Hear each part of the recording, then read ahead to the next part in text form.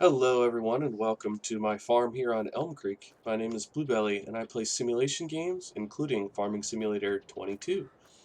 I wanted to say to start off this first impressions video, thank you to Giant Software and Kerminator Live on Twitter who sent me a product key.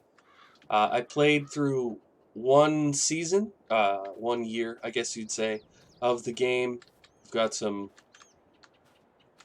crooked silage bales here, and I'll show you just briefly some of the things that I've done.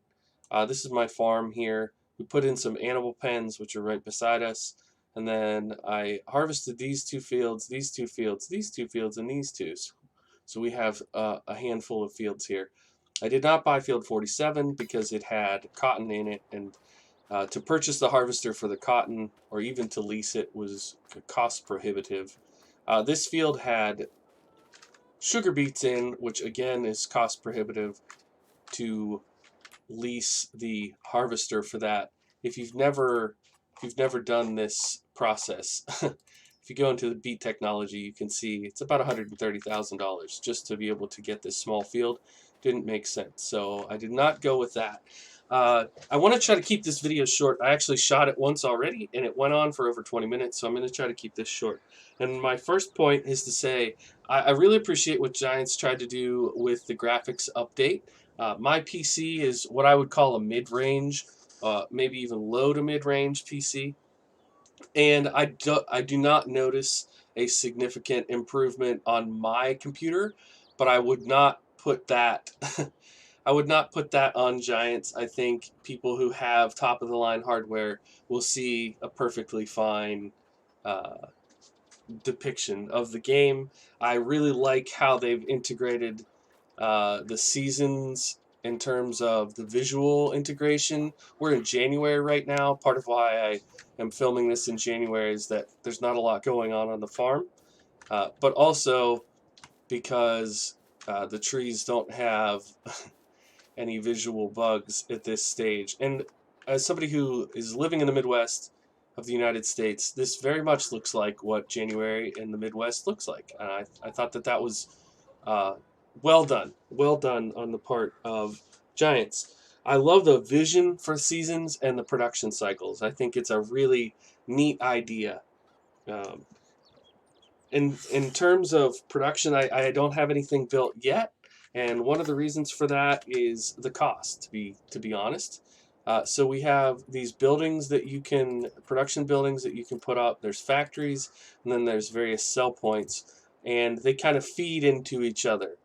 And one criticism that I do have of the game is that I don't find it intuitive to know which buildings to build, kind of in what order and what you need.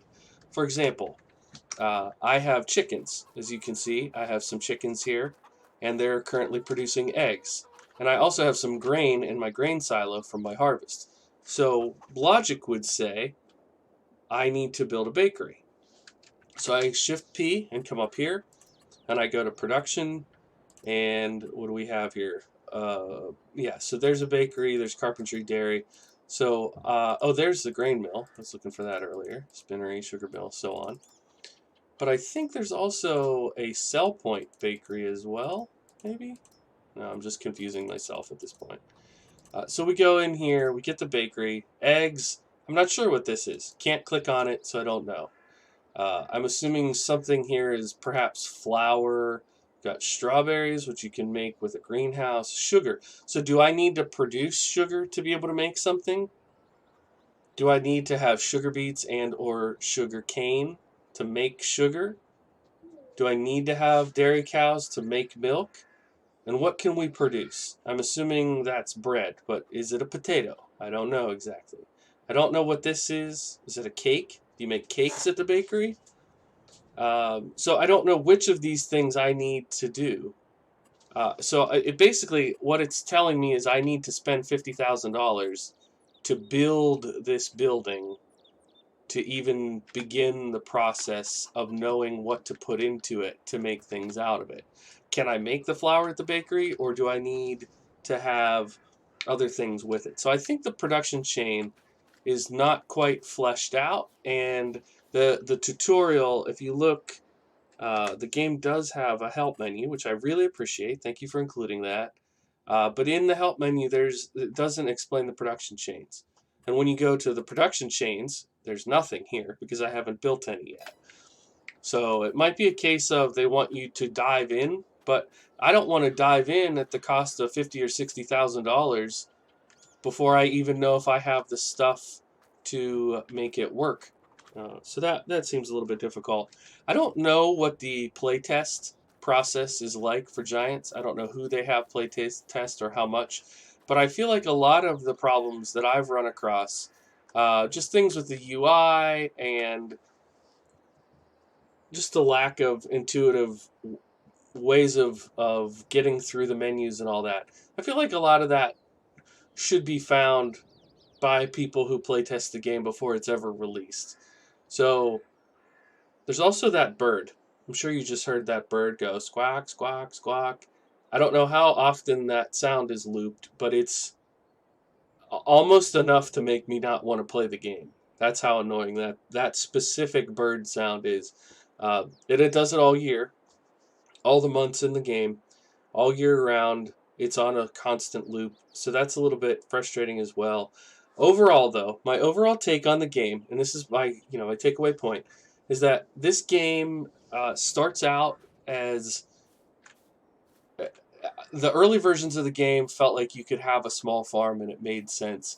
But I think at this stage, this is an agribusiness simulator. We're playing an agribusiness simulator rather than a small farm simulator. And maybe that was Giants' intention all along, and if it was, they absolutely have achieved that goal. What I mean by that is, you look in here, let's go for a mid-range, mid-tractor, and we're talking about $200,000.